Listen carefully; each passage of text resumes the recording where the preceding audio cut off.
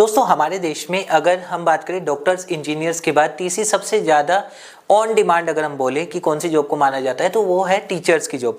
और टीचर्स की जॉब में भी ये रहता है कि प्राइमरी के लिए, हायर एजुकेशन के लिए, हायर सेकेंडरी के लिए और इसके बाद ये है कि ग्रेजुएशन के लिए, प्रोफेसर रैंक के लिए अलग अलग कैटेगराइज होती है कि उसके लिए अलग अलग एग्जाम होते हैं, अलग अलग कोर्सेज होते हैं। तो आज जिस कोर्स की मैं बात कर रहा हूँ वो डीएलएड है। डीएलएड कोर्स को करने के आपको क्या क्या बेनिफिट है और डीएलएड कोर्स में अभी कुछ इश्यूज हुए थे कि कुछ स्टेट्स में ऐसा क्या हुआ कि डीएलएड करने के बाद भी स्टूडेंट को बाहर कर दिया गया और उनके पीछे क्या रीजन था। आज उस सारी चीजों की हम बात करेंगे। सबसे पहले हम बात करते हैं डीएलएड कोर्स होता क्या है। डीएलएड यानी डिप्लोमा इन एलिमेंट्री एजुकेशन, जो सिर्फ हम इसलिए करते हैं कि अगर हमें प्राइमरी स्कूल के बच्चों को पढ़ाना है, यानी कि अगर हम फर्स्ट क्लास से लेके फिफ्थ क्लास तक की बात करें तो उसके लिए डीएलएड का होना कंपलसरी होता है कि डीएलएड आपके पास होना जरूरी है अगर आप गवर्नमेंट टीचर बनना चाहते हैं तो। नंबर 2 पे बात करते हैं, अगर मैं ये कोर्स करना चाहता हूँ तो मेरे को क्वालिफिकेशन क्या चाहिए। तो क्वालिफिकेशन की अगर हम बात करें तो इसके लिए +2 होना कंपलसरी है। हाँ, कुछ स्टेट जैसे कि यूपी, वहाँ पर ग्रेजुएशन होना कंपलसरी माना जाता है। और इसके बाद होता है ये कि मुझे कितने मार्क्स चाहिए अगर मुझे ये कोर्स करना है।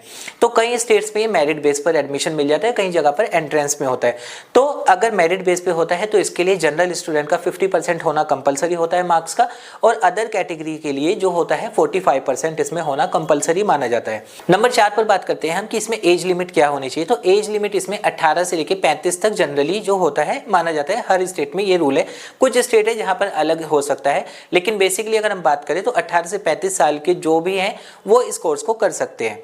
फिर उसके बाद बात करते हैं कोर्स फीस कितनी रहती है। तो कोर्स फीस की अगर हम बात करें, गवर्नमेंट अगर कॉलेज आपको मिल रहा है तो गवर्नमेंट कॉलेज में ये फीस 10-15 हज़ार से लेकर 35-40 हज़ार तक होती है।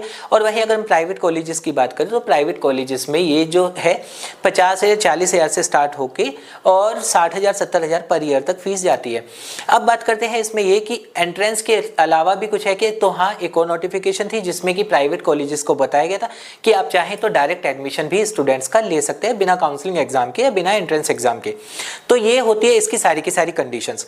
अब बात करते हैं कि अभी अगर हम बात करें, एक एग्जांपल लेता हूं कि बिहार स्टेट में अभी जो है शिक्षक भर्ती हुई थी, जिसमें कि क्या हुआ कि डीएलएड एनआईओएस स्टूडेंट्स ने किया हुआ था, लेकिन जो एनआईओएस से करके आए थे उन लोगों को वहां पर उनको बाहर कर दिया गया।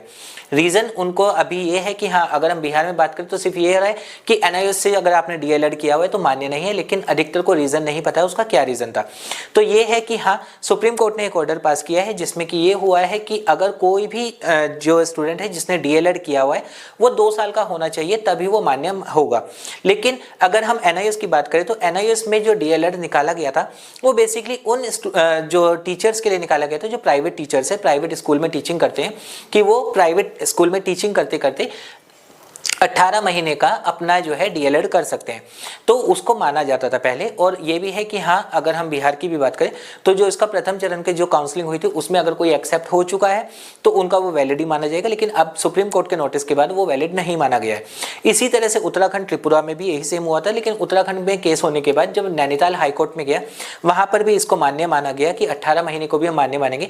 फिर उसके बाद ये है कि हाँ, सुप्रीम कोर्ट में केस गया, सुप्रीम कोर्ट में जो चला है केस, उसके बाद वहां से फाइनल हुआ है कि 18 महीने का अगर आपने डीएलएड किया हुआ है तो 2 वर्ष वाले डीएलएड के इक्विवेलेंट नहीं माना जाएगा, जिस वजह से उन शिक्षकों को बाहर किया गया जिन्होंने डीएलएड एनआईओएस से किया था। अब बात करते हैं, अगर मैं बात करूं कि क्या मुझे डीएलएड कोर्स बैकडेट करना चाहिए, बिल्कुल भी नहीं करना चाहिए। वैसे तो यह है कि बैकडेट आपको कोई कोर्स करना ही नहीं चाहिए, चाहे कोई भी कोर्स हो, लेकिन डीएलएड या बीएड की हम बात करें या कोई भी काउंसलिंग कोर्स होता है, वहां पर क्या है कि आपको बेसिकली इसमें ट्रेनिंग किस चीज की दी जाती है कि आपको छोटे बच्चों को ट्रेन करना है, उस चीज की आपको ट्रेनिंग दी जाती है डीएलएड कोर्स में। यानी कि आपको सिखाया जाता है उन बच्चों को कैसे सिखाया जाए।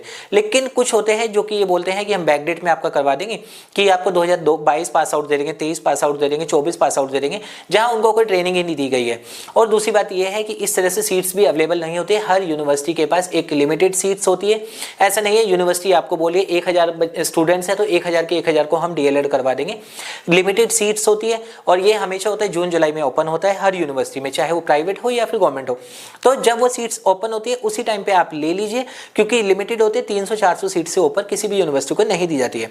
अब अगर किसी ऐसी यूनिवर्सिटी का नाम आ रहा है कि मैं बिहार का स्टूडेंट हूं बट मैंने किसी यूपी की यूनिवर्सिटी से किया है और उस यूपी की यूनिवर्सिटी ही 10,000 बच्चों को डीएलएड कोर्स करवा रही है, तो 100% है कि वहां से कम 9,000 बच्चे वो फर्जी होंगे जिनका कोई रिकॉर्ड मेंटेन नहीं होगा, आगे जाकर डॉक्यूमेंट वेरिफिकेशन में प्रॉब्लम आएगी। और डॉक्यूमेंट वेरिफिकेशन की भी एक चीज़ बता देता हूँ मैं आपको, अगर कोई भी कोर्स आप डिस्टेंस एजुकेशन से करते हैं तो वो आपका फिर भी वैलिड माना जाता है। क्यों? क्योंकि डिस्टेंस एजुकेशन में हम किसी भी स्टेट का स्टूडेंट हो किसी भी स्टेट से कर सकता है। बट अगर मैं बोलूं कि मैं बिहार से हूं और मैं यूपी की किसी यूनिवर्सिटी से रेगुलर कोर्स करके जा रहा हूं, तो डॉक्यूमेंट वेरिफिकेशन में सबसे पहले उन्हीं स्टूडेंट को हटाया जाता है, क्योंकि उनसे एक क्वेश्चन पूछा जाता है, अगर आप बिहार से बिलोंग करते हैं तो आप यूपी में क्यों कर रहे थे, या आप यूपी में करते हैं तो आप बिहार से क्यों कर रहे थे, या बंगाल से क्यों कर रहे थे, आप चंडीगढ़ से, पंजाब से, कहीं से भी क्यों कर रहे थे। और रीजन भी सही है कि अगर मैं यूपी का हूं तो यूपी में ही बहुत सारी यूनिवर्सिटीज है, तो मुझे ऐसी क्या जरूरत हो कि मैं बिहार गया इसको पढ़ने के लिए। रीजन उसके बता देते हैं, लेकिन अगर हम माना जाए कि डॉक्यूमेंट वेरिफिकेशन में 99% इस तरह के स्टूडेंट्स को बाहर कर दिया जाता है। तो कभी भी अगर आप कोई डीएलएड कोर्स करना चाहते हैं तो पहला तो ये 2 वर्ष का करें, 18 महीने वाला वो वैलिड नहीं है, अब सुप्रीम कोर्ट ने क्लियरली उसको बोल दिया है। और दूसरा, अगर आप डीएलएड करना चाहते हैं प्रॉपर काउंसलिंग के साथ चाहिए। काउंसलिंग के साथ ये जब यूनिवर्सिटी के एडमिशन ओपन हो, जब यूनिवर्सिटी उसको नोटिफिकेशन डाल रही हो कि एडमिशन ओपन हो चुके हैं, तभी एडमिशन करवाइए और उस नोटिफिकेशन के साथ करवाइए। फीस यूनिवर्सिटी के अकाउंट में डिपॉजिट कीजिए। यूनिवर्सिटी के अकाउंट में डिपॉजिट करने के बाद जो आपका 2 साल का कोर्स है, प्रॉपर अपनी क्लासेस अटेंड कीजिए, प्रॉपर अपने अटेंडेंस को देखिए और प्रॉपर अपने जो है एग्जाम दीजिए। एग्जाम का भी ये है कि एंट्रेंस एग्जाम के बाद भी इसका सेमेस्टर बेस पे 4 बार एग्जाम होते हैं, चारों बार एग्जाम दीजिए। उस तरीके से अगर आप डीएलएड करेंगे या फिर कोई भी काउंसलिंग कोर्स करेंगे तो आपका पूरी तरह से वैलिड माना जाएगा। तो ये था पूरा का पूरा डीएलएड कोर्स का अपडेट। उम्मीद करूंगा आपको वीडियो पसंद आई होगी। अभी भी अगर आपको कोई डाउट है आप कमेंट कर सकते हैं, मैं उसका रिप्लाई आपको कर दूंगा।